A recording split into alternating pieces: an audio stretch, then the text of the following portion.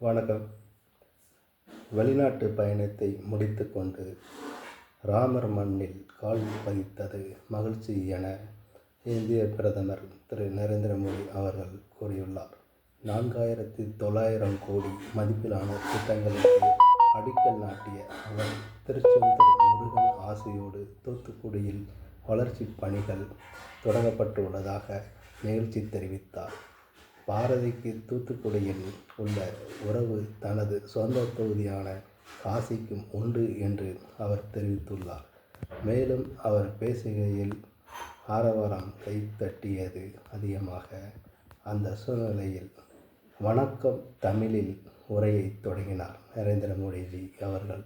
தூத்துக்குடியில் நடைபெற்று வரும் அரசு நிகழ்ச்சிகளில்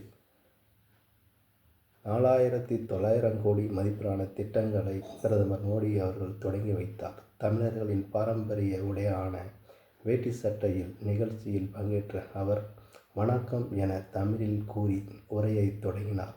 ராமர் மண்ணில் கால் வைத்தது பாக்கியம் என்று பிரதமர் மோடி குறிப்பிட்டுள்ளார்.